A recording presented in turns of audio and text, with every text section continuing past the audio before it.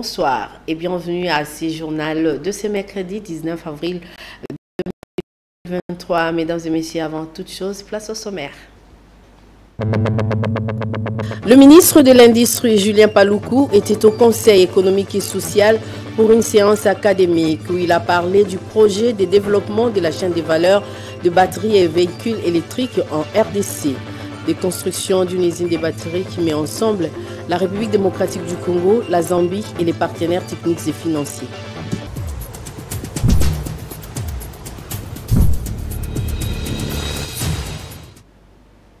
Mesdames et messieurs, bonsoir et merci de nous être très fidèles pour vous informer.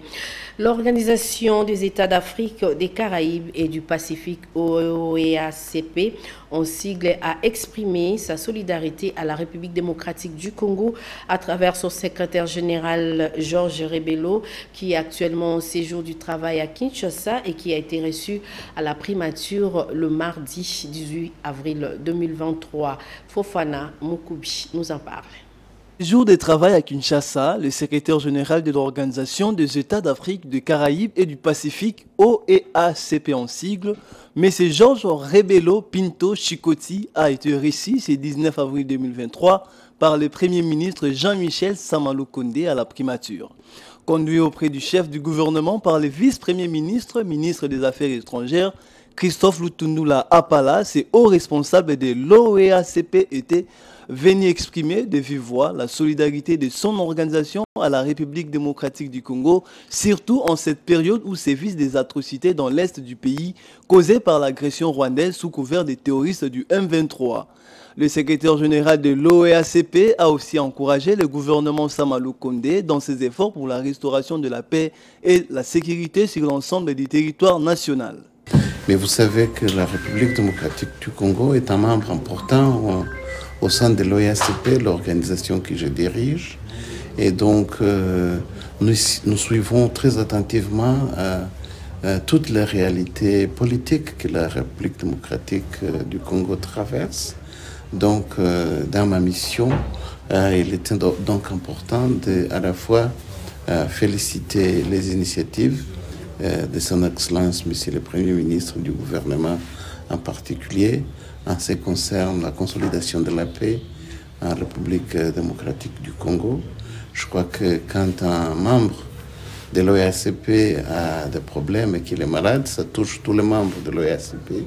Et donc, pour nous, c'était très important de manifester notre solidarité auprès du gouvernement de la République du Congo. Le haut responsable de l'OEACP a par ailleurs félicité le Premier ministre Jean-Michel Sama-Lukonde pour la manière dont il conduit les affaires de l'État au sein de son gouvernement. Signalons qu'au cours de ces entretiens, le Premier ministre Jean-Michel Sama-Lukonde a été informé de l'accord de partenariat entre l'OEACP et l'Union européenne, négocié depuis 2018, mais qui n'est pas encore signé. Le Premier ministre s'est montré très réceptif vis-à-vis de son interlocuteur qui l'a encouragé de continuer sur la voie de conclure cet accord avec l'Union européenne. Il l'a également remercié pour la sensibilité que l'OEACP a par rapport aux problèmes que la RDC traverse en termes de paix et de solidarité.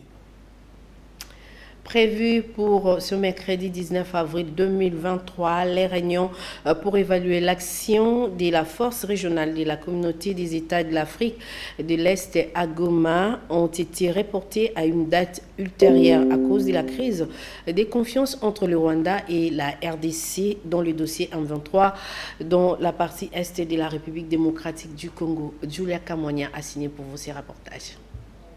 Les réunions prévues pour évaluer l'action de la force régionale de la communauté des États de l'Afrique de l'Est à Goma ont été reportées à une date ultérieure. Les autorités congolaises s'y préparaient déjà pour ces deux réunions dont la première concerne les chefs d'état-major généraux et la seconde les ministres de la Défense. Une première équipe d'avant séjournait déjà à Goma et le vice-premier ministre de la Défense Jean-Pierre Bemba y était attendu ce mercredi 19 avril 2023, mais tout a changé au fil des jours à cause de la crise de confiance entre le Rwanda et la RDC dans les dossiers M23. Selon plusieurs sources, Kigali estime qu'à ce stade, les conditions sécuritaires ne sont pas réunies à Goma pour sa délégation et propose ainsi la délocalisation des échanges. Parmi les options sur la table, il y a le Burundi qui assure la présidence de l'EAC pour les réunions des militaires. Bujumbura avait abrité l'une des précédentes rencontres de chefs d'État armés du groupement sous-régional. Ensuite, il y aura la rencontre de la région. Il faut retenir que l'enjeu est d'avoir non seulement une vision commune du mandat de la force régionale, la durée de sa présence sur les sols congolais, mais aussi les modalités pratiques du désarmement des groupes armés en général et des rebelles du M23 en particulier.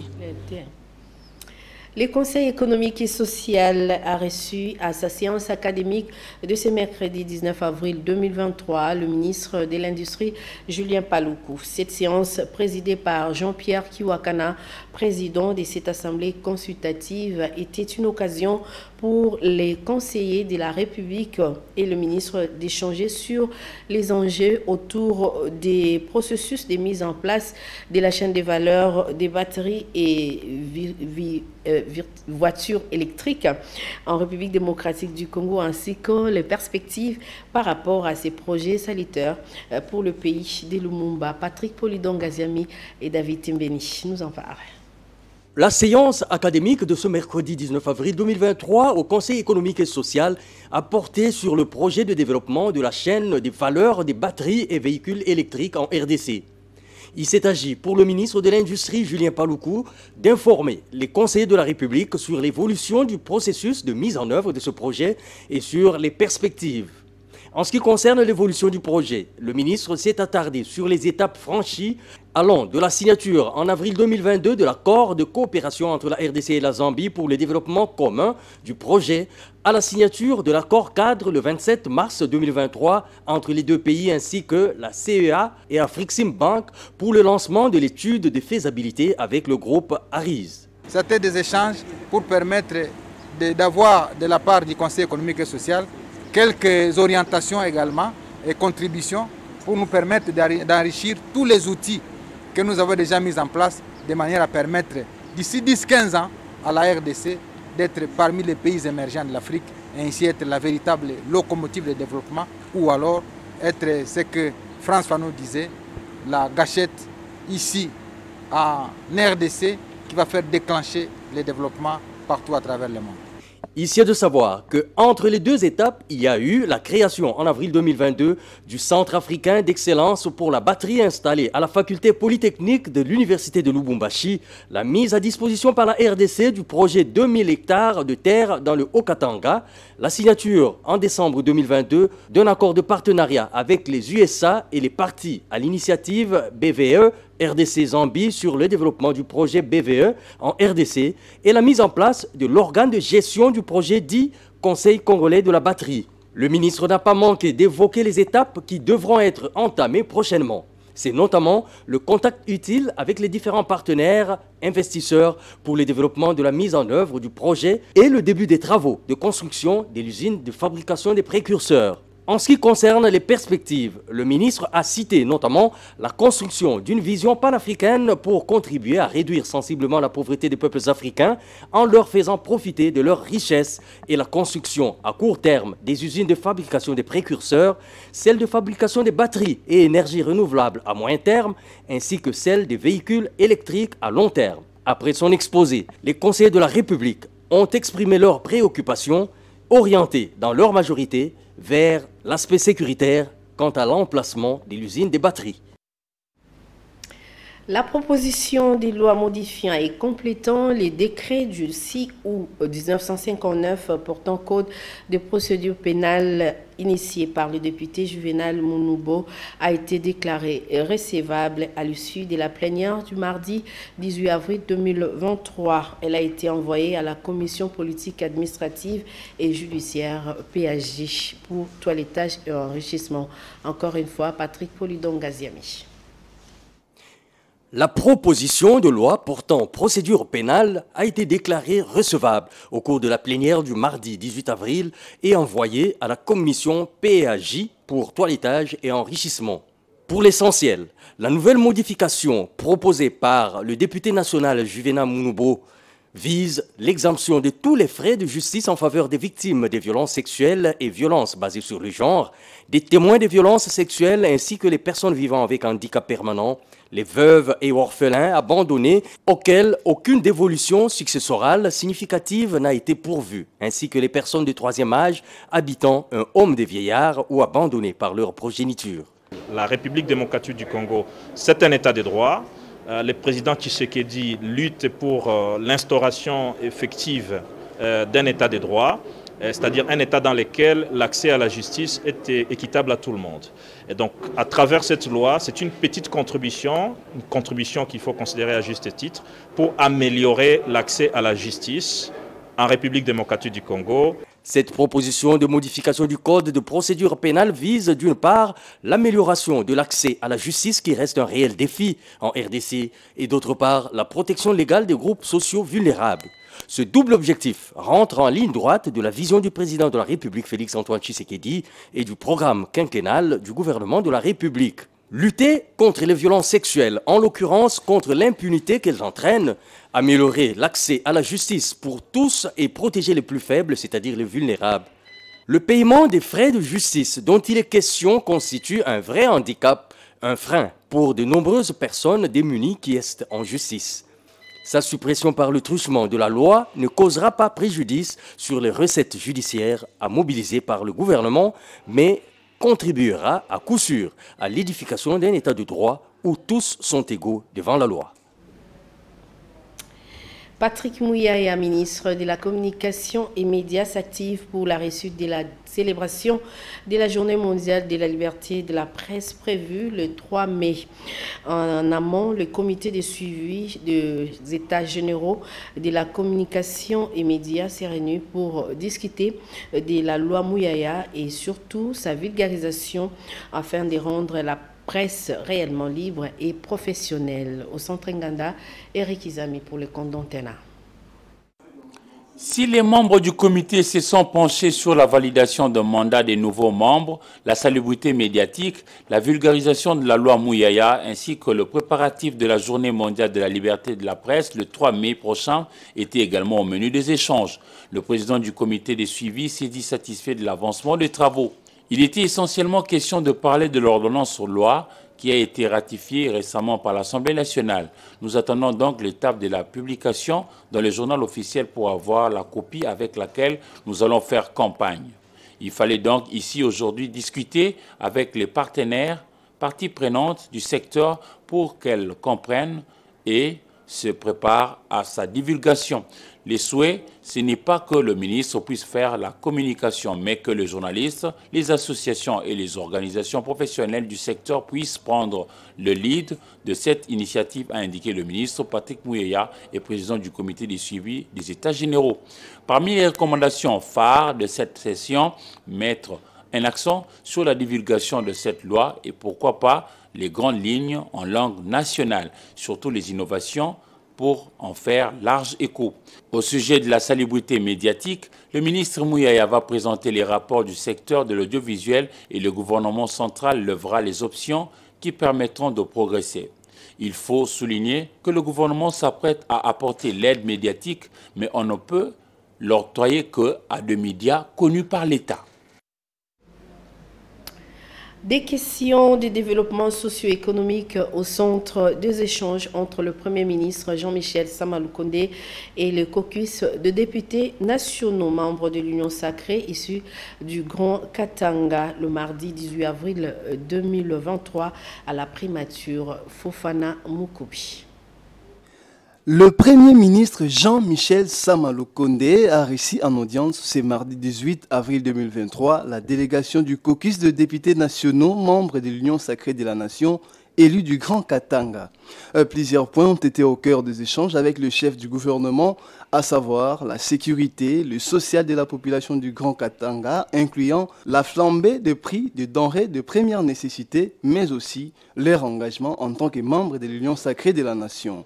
Au sorti de l'audience, l'honorable John Banzalunda, président du caucus de députés nationaux de l'Union sacrée de la nation Grand Katanga, s'est exprimé en ces termes. Nous avons passé en revue les questions vitales qui concernent notre espace, notamment la question liée à la sécurité. Nous avons passé en revue les questions sociales, notamment sur la flambée des prix des denrées de première nécessité. Nous avons aussi passé en revue notre engagement en tant que membre de l'Union sacrée. Nous avons eu des réponses claires et des réponses rassurantes, notamment sur la question de la sécurité de nos concitoyens au Katanga. Les dispositions sont prises pour que les criminels soient neutralisés et que les questions liées à la flambée des prix, les solutions sont en train d'être trouvées. Selon le président du caucus de députés nationaux de l'Union sacrée de la nation Grand Katanga, leurs préoccupations ont trouvé écho favorable auprès du chef du gouvernement Samalou Kondé. La sécurité de la province du Katanga ainsi que la flambée des prix soulignée par les élus du peuple ressortissants de la dite province auront bel et bien réponse positive dans les prochains jours. Quittons les députés nationaux pour parler de députés provinciaux. Sachez qu'à l'Assemblée provinciale du Congo central, la question orale avec débat déposée contre le gouverneur de province par l'honorable Guilain Panzouba sont pleins. Pense Papi Mambo Luamba, ministre provincial en charge de l'intérieur, sécurité et affaires coutumières de ces sujets qui défraient la chronique. La réponse dans ces propos recueillis pour vous par notre correspondant sur place, Carlis Kalwangila. Vous confirmez que c'est dans la loi, c'est la mission d'ailleurs qui devait être des routines de chaque semaine, chaque mois, qu'on ait des questions comme ça. C'est un moyen de contrôle en principe. Une question orale de débat, c'est un moyen de contrôle pour permettre à l'élite de s'informer à la source des expressions posées par ses électeurs. Pour le cas de cette question, c'est réglementaire. Et puis c'est un moyen de contrôle. Mais au-delà d'être un moyen de contrôle, il faut que cette question respecte la procédure. Quelle est la procédure? Vous déposez votre question orale avec débat au bureau de l'Assemblée, plus précisément au cabinet du président, et vous allez copier les autres membres du bureau. Et le président de l'Assemblée a l'obligation de transmettre cette question au bureau d'études pour conformité.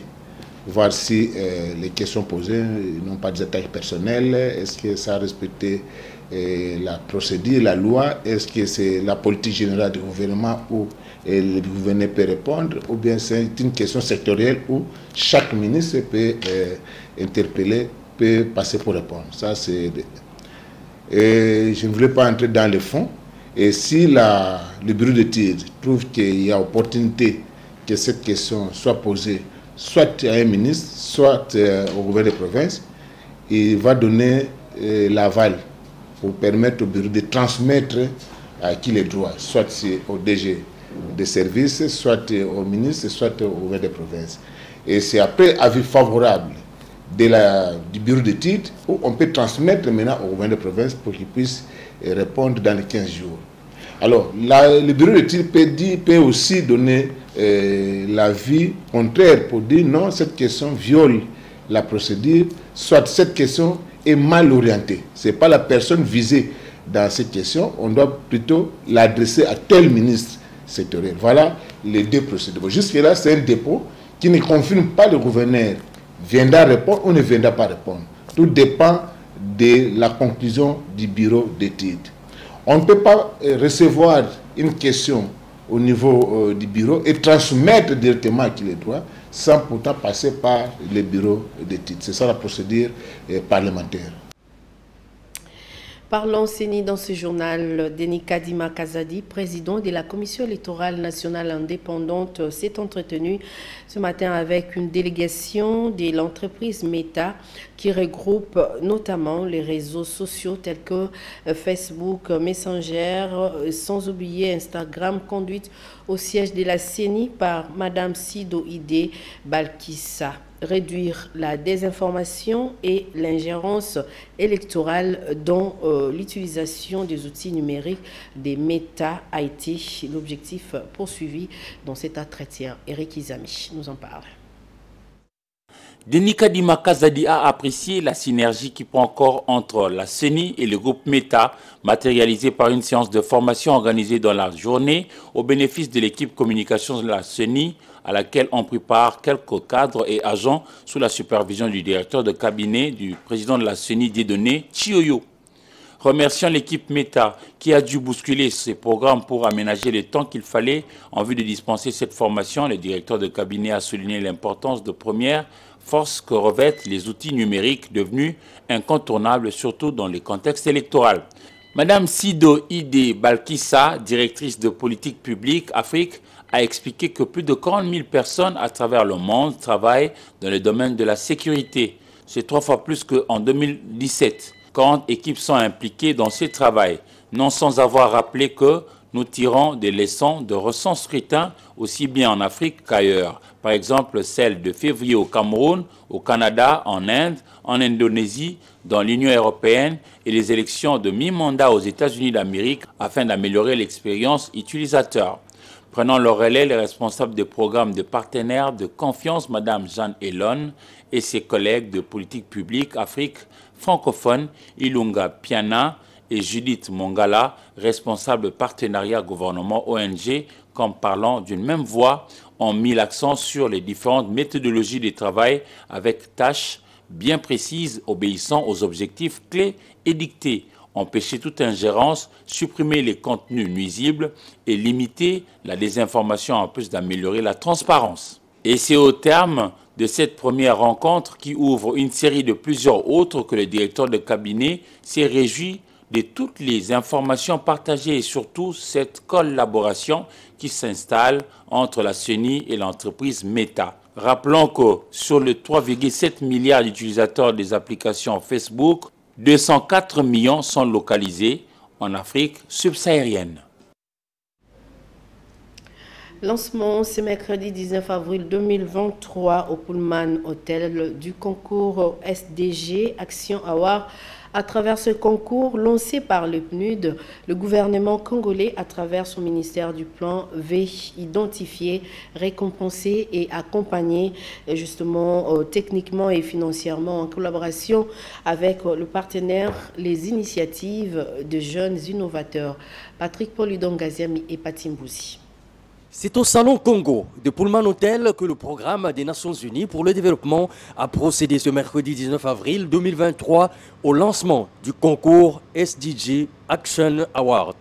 Une compétition interprovinciale qui vise à identifier, récompenser et accompagner techniquement et financièrement les initiatives des jeunes innovateurs qui ont le potentiel de changer le narratif et de démontrer à quoi pourrait ressembler le progrès et le développement à l'ère de la révolution technologique et des défis complexes. La RDC, y compris les partenaires techniques et financiers du gouvernement, ont jugé opportun de nous appuyer sur la créativité et le sens de l'innovation des jeunes pour accélérer donc les objectifs de développement durable dans ce beau pays. Les ODD reflètent exactement la vision du président de la République, son Excellence Félix Antoine Tshisekedi Tshilombo, qui a mis la jeunesse à un niveau supérieur pour pouvoir faire la promotion de cette jeunesse. Il faut savoir que nous avons une jeunesse qui est extrêmement frustrée par la situation qui se passe parce qu'ils ne se retrouvent pas.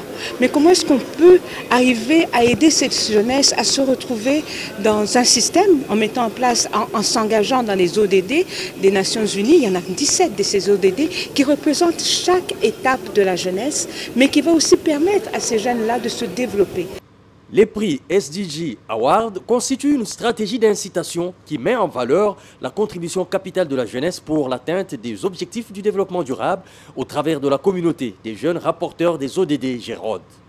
Nous sommes plus de 1500, s'il vous plaît, 1500 volontaires engagés pour appuyer les gouvernements provinciaux et les partenaires de développement local dans le suivi et la collecte de données et des interventions de développement.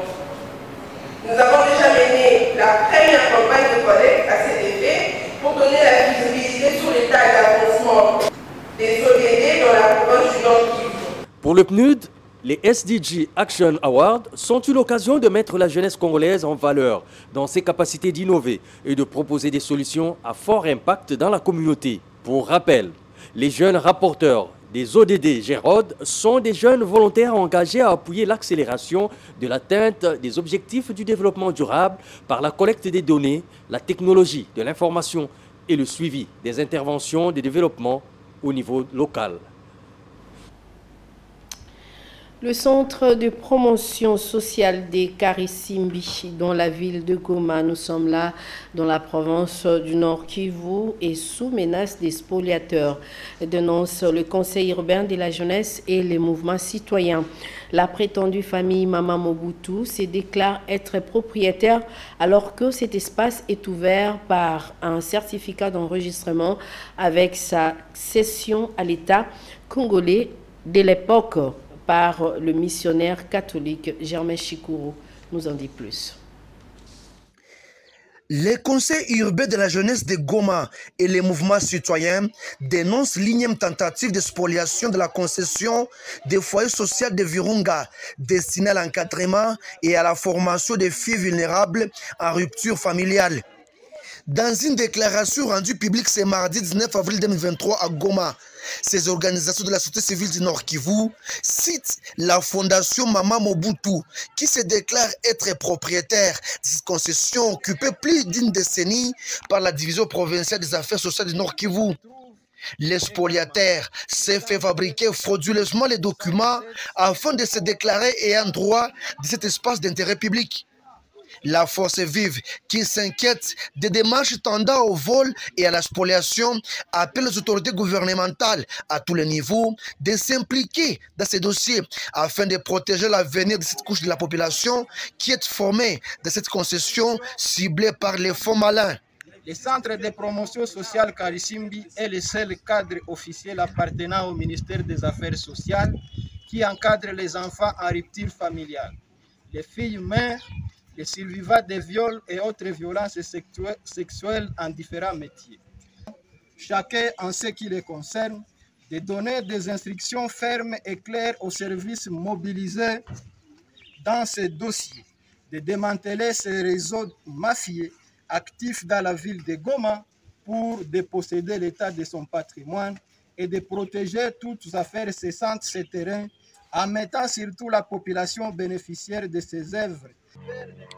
Les conseils urbains de la jeunesse et les mouvements citoyens signalent que plusieurs agents de la division provinciale des affaires sociales sont déjà arrêtés dans ces dossiers à l'auditorat militaire et n'ont jamais été libérés.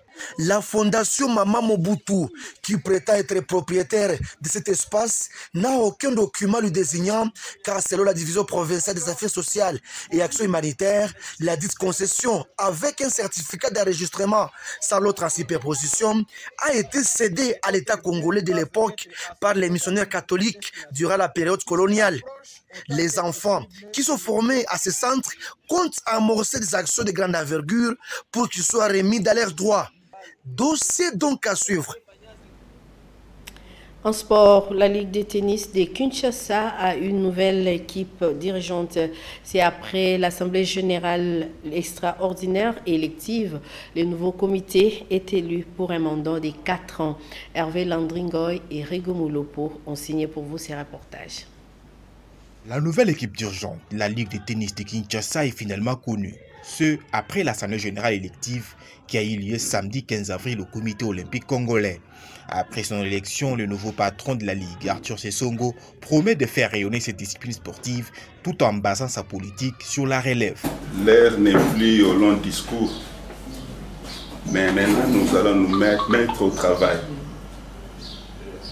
Travailler pour le développement de notre tennis au niveau de la ville de Kinshasa et la promotion de tous nos athlètes. Le chef de division urbaine des sports a tout de même félicité le participant pour la discipline observée durant la dite assemblée. Je félicite les membres de l'Auguste assemblée pour la discipline observée, on dit jusqu'à la fin. Et je félicite également les membres du nouveau comité élus aujourd'hui. Je leur demande de défendre leurs qualités physiques, morales et intellectuelles Ce nouveau comité, élu pour un mandat de 4 ans, sera dirigé par Arthur Sessongo à la présidence, secondé par 4 vice-présidents, dont Didier Ndolo, premier vice-président, Noëlla Christelle Mukendi, deuxième vice-président, Local Fundu Bertol, troisième vice-président, Mukendi Possien, quatrième vice-président. Le secrétariat sera tenu par Rigo Moulopo. La trésorerie par Christian Katende Mukinaï, qui sera secondé par Alphonse Padjambale. Et nous disons félicitations à notre collègue Rigo Moulopo qui fait partie des membres de l'équipe dirigeante de cette association. Mesdames et messieurs, c'est l'heure de nos partenaires des VOA. Des tirs et des explosions ont augmenté au Soudan, particulièrement à Khartoum, au 4e jour de combat entre l'armée et une importante force paramilitaire. Le nombre de morts et de blessés se compte par centaines selon l'ONU. La sécurité des diplomates devient par ailleurs une préoccupation majeure. Le président rwandais Paul Kagame est en visite à Conakry. Il s'agit de la 3e étape de sa tournée en Afrique de l'Ouest, après le Bénin et la Guinée-Bissau. Il a exprimé sa volonté de travailler avec la Guinée et d'accueillir très prochainement Mamadi Doumbouya à Kigali. En Tunisie, les autorités ont fermé mardi les bureaux du mouvement islamo-conservateur Ennahda sur l'ensemble du territoire au lendemain de l'arrestation de son chef Rached Ghannouchi. Ce dernier a été arrêté lundi et a été conduit vers un lieu inconnu, a indiqué sa formation. Un ancien ministre de l'Intérieur de l'ex-président gambien Yahya Jammeh a été déféré devant le tribunal pénal fédéral suisse pour crimes contre l'humanité. Il est en détention provisoire depuis son interpellation le 26 janvier 2017 en Suisse.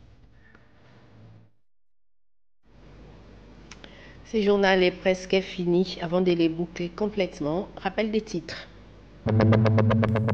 Le ministre de l'Industrie, Julien Paluku, était au Conseil économique et social pour une séance académique où il a parlé du projet de développement de la chaîne des valeurs de batteries et véhicules électriques en RDC, de construction d'une usine de batteries qui met ensemble la République démocratique du Congo, la Zambie et les partenaires techniques et financiers.